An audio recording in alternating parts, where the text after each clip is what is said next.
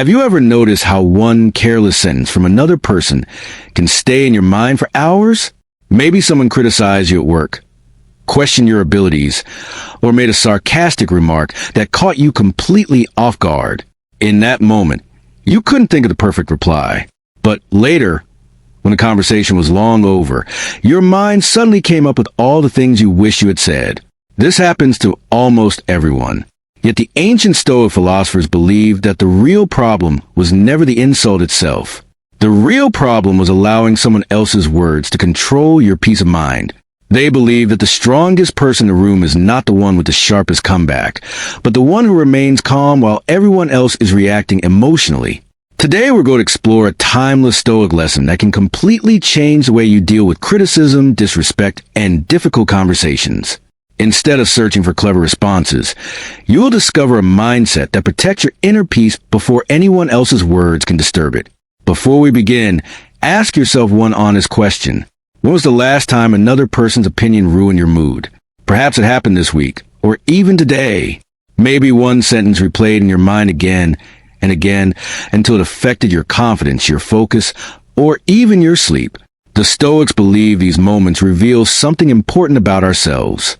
The philosopher Epictetus, who spent part of his life as a slave and experienced hardships few people could imagine, taught a simple but powerful truth. He wrote that people are not disturbed by events themselves, but by the judgments they make about those events. Think carefully about what that means.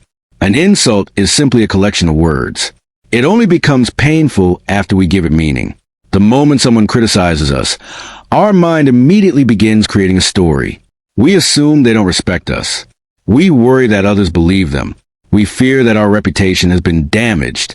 These thoughts, not the words themselves, create emotional suffering. Another great Stoic, Marcus Aurelius, reminded himself of this idea throughout his life. As the ruler of the Roman Empire, he faced endless criticism, political attacks, and personal betrayal. Yet he constantly wrote that true strength comes from mastering your own mind rather than trying to control other people. This doesn't mean the Stoics believed cruelty was acceptable. They understood that harsh words could leave emotional scars. However, they also believed something even more important. While we cannot always choose what others say, we can always choose how we respond. That single idea becomes the foundation of emotional freedom. The responses you're about to learn are not designed to win arguments. They aren't clever tricks meant to embarrass the other person. Instead, they represent a way of thinking that allows you to remain calm even when someone is trying to provoke you. The first response may sound surprisingly simple. I could be mistaken. At first glance, those words seem weak. Modern culture teaches us to defend ourselves immediately, to prove that we're right, and to never admit uncertainty. But Stoic philosophy teaches exactly the opposite. Marcus Aurelius once wrote that if someone could prove his thinking was incorrect, he would gladly change his mind because his goal was never to protect his ego. It was to discover the truth. Imagine how different most conversations would become if people valued truth more than being right. When someone criticizes you, they often expect resistance. They expect excuses, anger, or defensiveness. But when you calmly say, I could be mistaken, something unexpected happens. The conflict loses its fuel. You are no longer fighting to defend your pride. Instead, you show confidence strong enough to accept the possibility that you don't know everything. That kind of confidence cannot easily be shaken. Epictetus often encouraged his students to question their own assumptions before questioning others. He believed that certainty without examination leads people into unnecessary conflict. Every impression entering the mind should be tested before it is accepted as truth. This requires humility, but humility is not weakness. Real weakness is becoming emotionally controlled every time someone disagrees with you. Real strength is remaining open to learning while refusing to surrender your peace. The next time someone challenges your opinion, pause before reacting. Instead of asking yourself, how do I prove them wrong? Ask a different question. What if there is something here I haven't considered? Even if the answer is no, asking the question changes your mindset. It shifts your attention away from protecting your ego and toward discovering wisdom. That single shift is where true Stoic practice begins. In the next part, we'll explore another powerful Stoic response, one that uses silence itself as a source of strength and explains why refusing to react immediately often says far more than words ever could. One of the greatest misunderstandings in modern communication is the belief that every statement deserves an immediate reply. We feel pressure to defend ourselves, explain our actions, or prove someone wrong the moment they challenge us. The Stoics rejected this habit completely. They believe that not every battle deserves your attention, and sometimes the strongest response is choosing not to respond at all. Silence is often mistaken for weakness, but in Stoic philosophy, silence is an act of discipline. Seneca advises students to spend more time protecting their minds than defending their reputations. He warned that constantly arguing with negative people only pulls you into the same emotional state they already occupy. Instead of trying to win every disagreement, he encouraged people to step back whenever a conversation no longer served truth or wisdom. Imagine someone insults you in front of others. Most people immediately feel the urge to fight back. Their heart races, emotions rise, and words begin forming before reason has had a chance to speak. This reaction feels natural, but it also hands control of your emotions to someone else.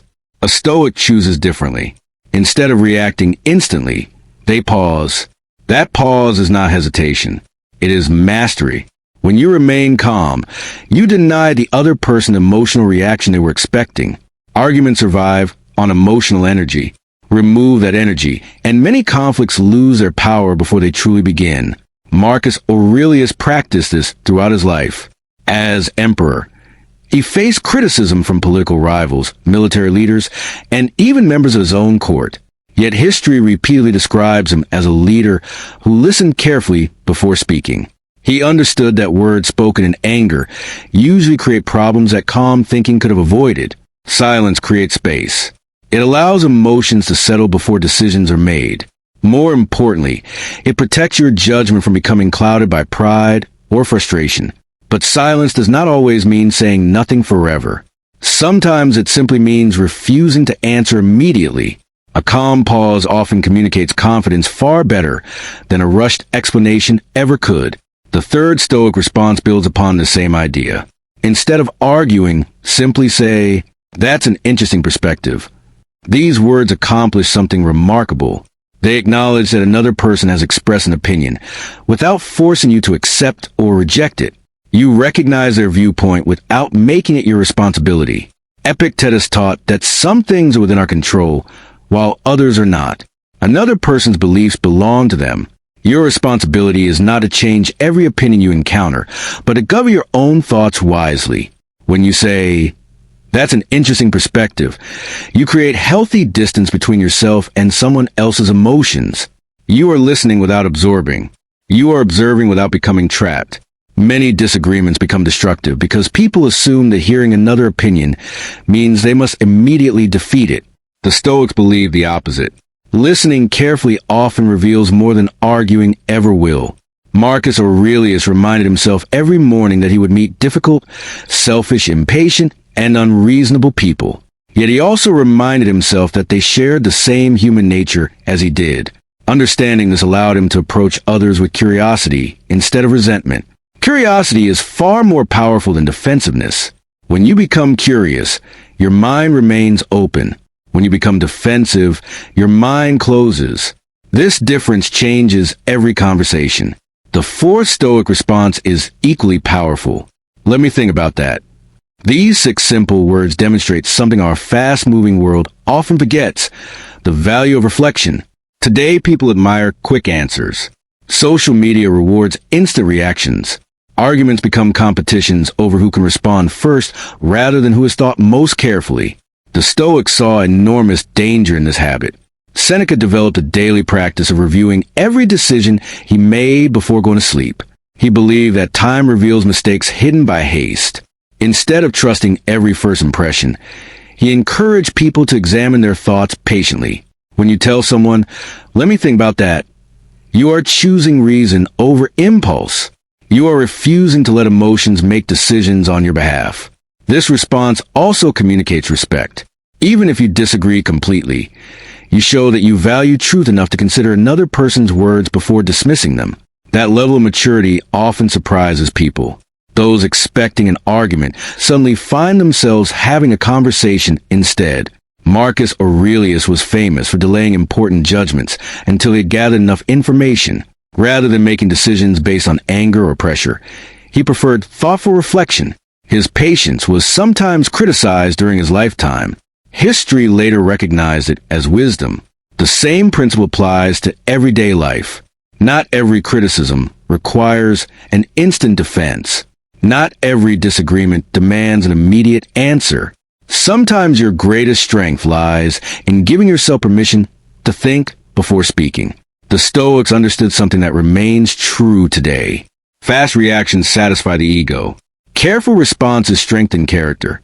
And in the long run, character always matters more than winning a single argument. In the next part, we'll explore the final 3 Stoic responses that teach how openness, emotional discipline, and gratitude can transform even the most difficult conversations into opportunities for personal growth. The 5th Stoic response may seem simple on the surface, yet it requires extraordinary confidence to use sincerely. You might be right. Notice how different these words are from surrender.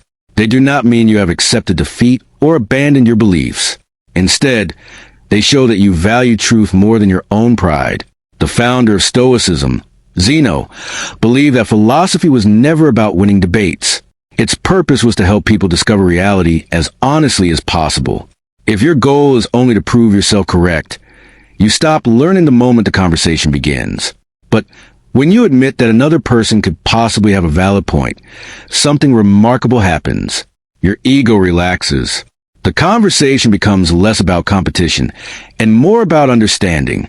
People naturally lower their defenses when they realize you are genuinely willing to listen. Ironically, this openness often creates more meaningful discussions than any clever argument ever could. Seneca believed that personal growth begins with the willingness to improve. That improvement is impossible if we reject every opinion simply because it challenges our own. The strongest individuals are not those who never change their minds. They are the ones who are never afraid to. The 6th Stoic response is usually never spoken aloud. It is a quiet reminder you give yourself before emotions take control. This doesn't require my reaction.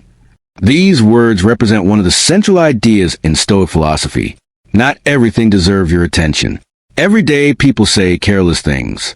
Some criticize unfairly. Others spread negativity simply because they are struggling with their own frustrations. If you react emotionally to every comment, every insult, and every disagreement, you hand over control of your peace to strangers. Epictetus repeatedly taught that our greatest freedom lies in choosing what deserves our energy. We cannot stop others from speaking, but we can decide whether their words are worthy of entering our minds. Imagine a co-worker publicly questions your abilities. Your first instinct may be to defend yourself immediately. But before speaking, ask yourself 2 questions. What outcome do I want in the next 60 seconds? And what outcome do I want 6 months from now? Very often those answers are completely different. An emotional reaction may satisfy your pride for a few moments, but calm restraint may strengthen your reputation for years. The Stoics constantly chose a longer path because they understood that lasting character is built through consistent discipline rather than temporary victories. Sometimes walking away is not avoidance. Sometimes it is wisdom. The final response is perhaps the most difficult of all. Thank you for telling me. At first, these words seem almost impossible to say after receiving criticism. Why thank someone who has hurt your feelings? Marcus Aurelius gives us the answer through the way he reflected on his own life. In his personal journal, he expressed gratitude for every teacher, mentor, and guide who corrected his weaknesses. He did not appreciate them because correction was pleasant. He appreciated them because growth would have been impossible without honest feedback. This reflects another important Stoic principle. Every experience carries a lesson if we are willing to search for it. That does not mean every criticism is accurate. Some people misunderstand you. Others judge unfairly. Some simply wish to provoke conflict. The Stoics never suggested accepting every accusation as truth. Instead, they advise examining every piece of feedback calmly. Ask yourself, is there anything useful here? If the answer is yes, learn from it. If the answer is no, release it without resentment. Either way, you become stronger. That is why saying, "Thank you for telling me," can become an act of wisdom rather than submission.